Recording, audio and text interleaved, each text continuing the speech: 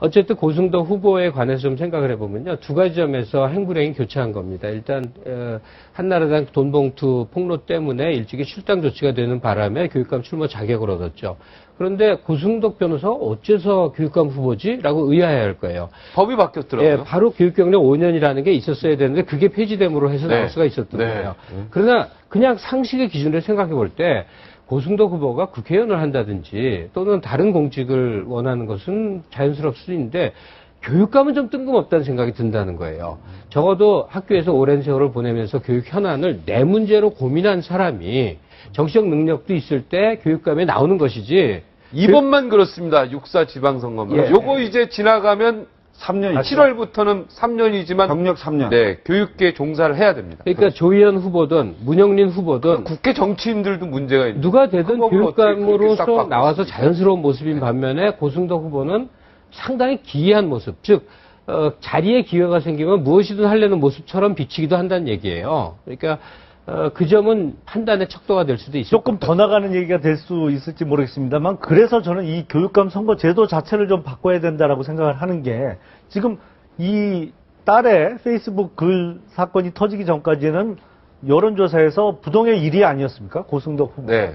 그만큼 다른 교육감 후보들이 사실 고승덕 후보가 부동의 1위를 계속 할 수 있었던 가장 큰 원인은 역시 인지도가 높기 때문이거든요. 그리고 유권자들이 기본적으로 교육감 후보에 대해서 모릅니다. 이름도 기억을 못해요. 네, 지금 그러니까 이 여론조사는 그 여론조사 금지, 공표 금지 바로 전에 있었던 여론조사임을 다시 한번 말씀드립니다. 그러니까 이런 상황에서 교육감 선거를 계속 이런 방식으로 해야 되느냐. 그게 교육 경력 뭐 5년이 필요하거나 3년이 필요하거나 이걸 뭐 빼거나 추가한다는 문제 자체가 아니고 교육감 선출 방식 자체를 좀 개선하고 바꿔야 될 필요. 예, 직선제가 문제가 있다. 아니, 선거제도에도 문제가 있고요. 문제가 있다는 건 제가 좀 아니고요. 말씀드릴게요. 예, 직선제가 예. 문제 있다는 거가 아니에요. 맞죠? 제도에도 문제가 있고요. 고승덕 그 교육감 후보가 왜 제 지지율이 높은가를 분석을 벌이는 게 한국의 학부모들은 다 자기 자식들 공부 잘 되기를 바라는 거 아닙니까? 근데 네.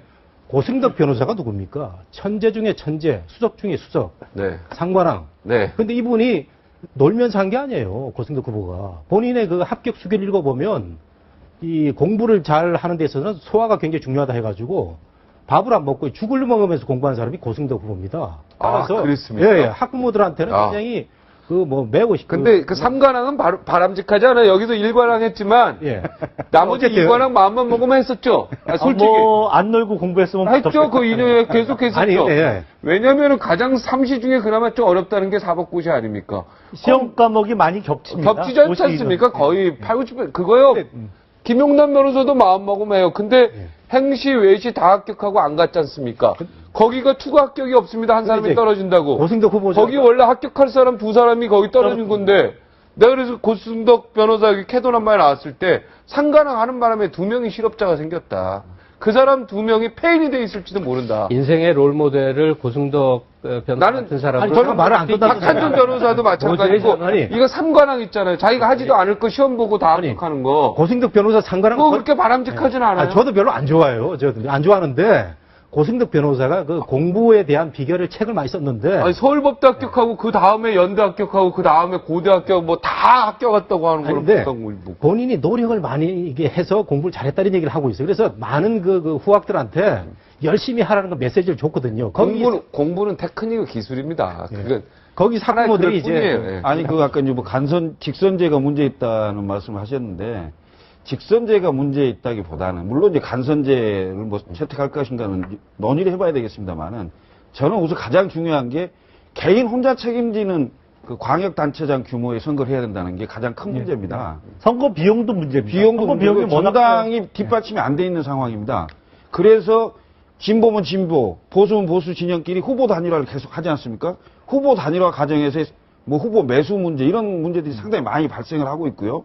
이런 문제도 같이 병합해서 논의를 해봐야 됩니다. 논의를 해서 지금 현재 교육감 제도, 그 선출 제도 이거 분명히 문제가 많습니다. 이 문제를 개선해야 되거든요.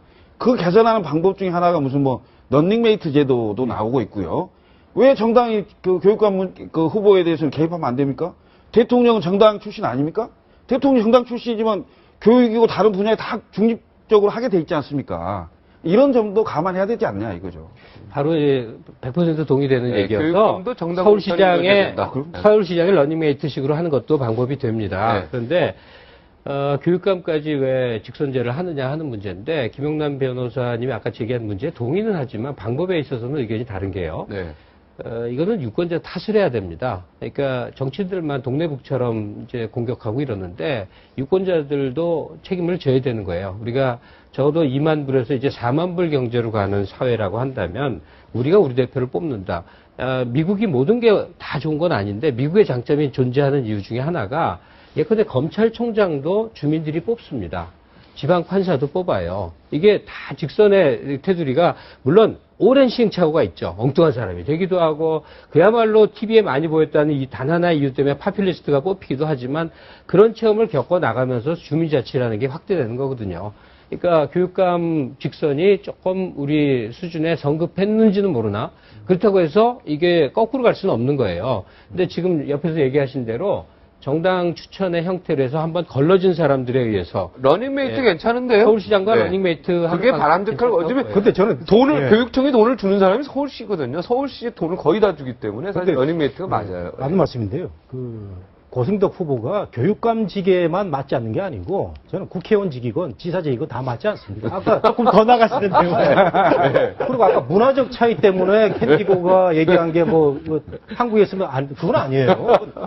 딸한테 얼마나 박하게 했으면 네. 딸이 정말 한을 품고 있다가 터뜨린 거 아닙니까? 그건 미국에 있든 한국에 있든 그런 차이는 아니고. 네. 그다음에 제가 김갑수 평론가한테 아까 말씀 좀 드리려고 그랬는데 수신제가하고 치국평체를 분리되는 개념이라고 그러는데 분리되는 게 아니죠. 공직에 나갈 사람은 자기 몸을 단정히 하고 가정을 평화롭게 단정히 한 다음에 나가야 되는 게 왜 5,000년 된 공자 말씀이 틀린 말씀입니까? 그게 이제 이거 너무 고리타분해요. 이거 항상 아니, 뭐 문제 생길 때마다 수신제가 도덕주의라는 건 굉장히 좋은 사람이 공직에 가야죠. 아니, 그러니까 지금 말씀하신 수신제가 이런 것들이 이제 봉건제의 덕목인데 그게 도덕주의로 이 사회를 통치하고자 하는 원리예요. 근데 지금은 우리는 도덕이 아니라 법과 원칙 같은 게 따로 있죠. 다시 말해서 현대사에 적용될 수가 없는 게 도덕의 잣대는 권력을 가진 사람들의 자의에 의해서 지배받기 때문에 그렇습니다.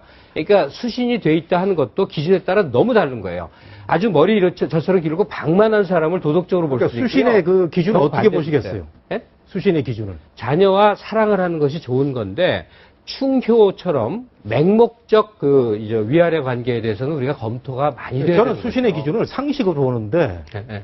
아무리 이혼한 전체에 따르지만 그렇게 클 동안에 관리를 안 해가지고 네. 딸이 상처 입어서 잘못했다고 저도 생각해요. 그거는 상식적으로 볼 동의해요. 때는 잘못됐죠. 폐륜적 그런 행위가 많거든요.